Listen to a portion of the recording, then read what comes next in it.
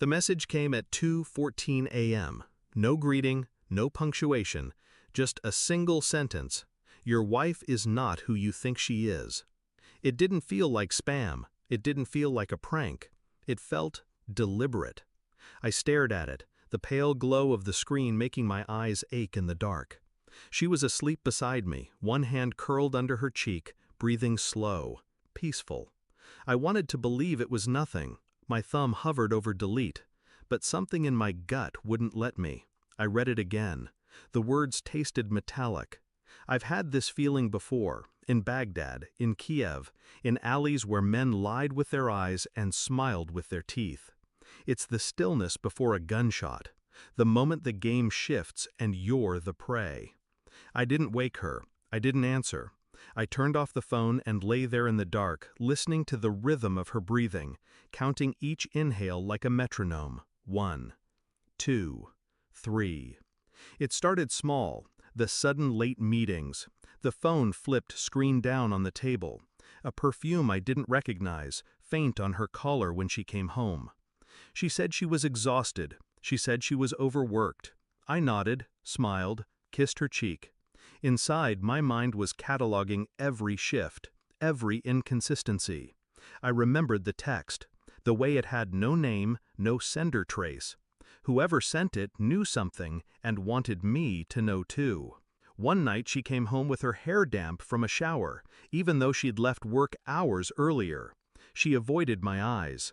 I asked about dinner. She smiled too quickly. That smile was a tell. I've seen it in interrogations, the flash of relief when someone thinks they've dodged suspicion. It wasn't proof, but it was enough to make me start looking. I began with her phone, not snooping, just observing. She guarded it like a soldier with a live grenade. Even in the bathroom, it followed her. So I stopped trying to take it. Instead, I tracked the patterns. When she smiled at a message, when she turned away to answer.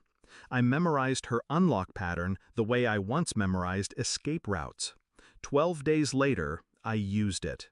There were no love letters, no explicit pictures, just one number saved without a name. Dozens of calls, all under 2 minutes, and an address. I didn't go to the address, not yet. Instead, I pulled her work calendar. She wasn't where she said she was 3 times in 1 week. I went quiet, smiled more, kissed her longer. I gave her no reason to suspect I knew. Meanwhile, I ran a background check on the number. It belonged to a man named Daniel.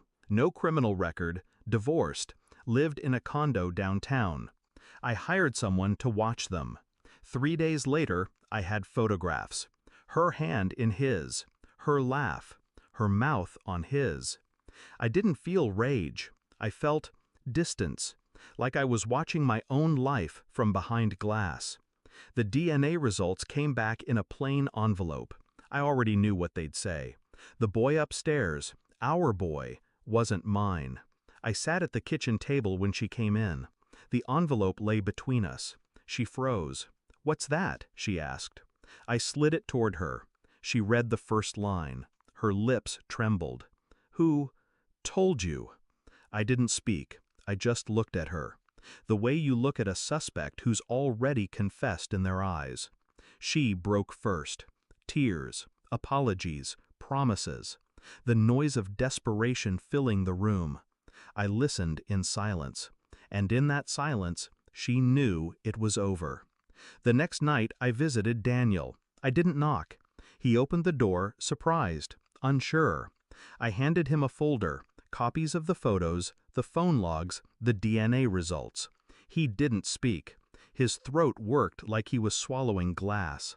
"She lied to both of us," I said. My voice was calm, almost gentle. He looked down at the papers, then back at me, searching for some sign of anger. There was none. "Do what you want with it," I told him, "but don't call her. Let her wonder how you found out." I left before he could answer. At home, I packed 2 bags, one for me, one for the boy. He was asleep. I kissed his forehead. He didn't stir. She came home to an empty house and a note.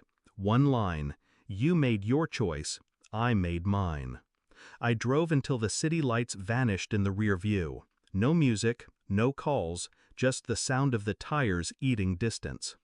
I thought about her face when she read the results, the way her world collapsed behind her eyes. Once, I would have killed for her.